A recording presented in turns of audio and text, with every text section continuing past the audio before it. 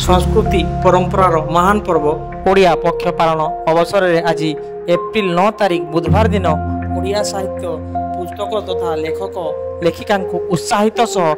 प्रोत्साहित करने आस बहीटे किणवा अभियान पालन करा जायछि। ओडिया भाषा साहित्य और संस्कृति एवं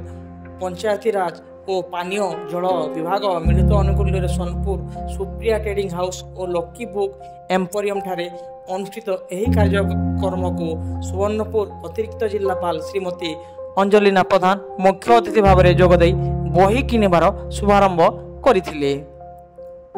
प्रत्येक निज निजर साध्य मुताबक बही किणी ओडिया साहित्य पुस्तक पठनर अभ्यास जारी रखी ओडिया साहित्य संस्कृति को परिपुष्ट करने उपस्थित शिक्षक और छात्र छात्री को परामर्श करथिले। सम्मानित अतिथि भाव में जिला शिशु सुरक्षा अधिकारी चतुर्भुज दास, जिला संस्कृति अधिकारी जमुना प्रधान, जिला सूचना और लोक संपर्क अधिकारी अश्विनी कुमार भई जोगदे ओडिया बही किणवा सह पुस्तक पठन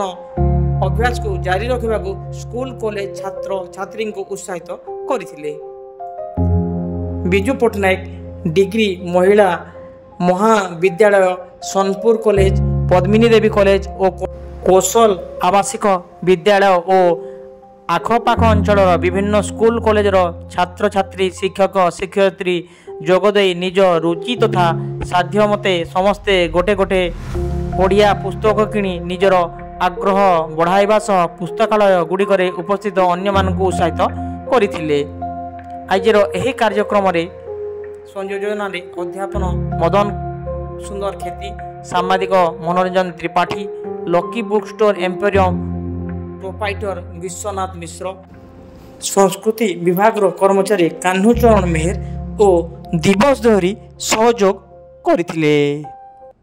जानिक बहुत खुशी लागे और हमर ओडिया भाषा खाली समस्ते आजिकल समस्ते मोबाइल धरिक समस्ते जेनटा करछन सचेतन कर बहीटी आम किणिक मोबाइल छाड़ी मोबाइल सांग पिता माता भाई बंधु बोली भावुँ निजर बहीटी जदि पुस्तक के जब आम जब आज बंधु करमा पिता माता बंधु ताहले समाज विकास प्रचार प्रसार समृद्धि हो पार्बा मैं आशा तथा विश्वास।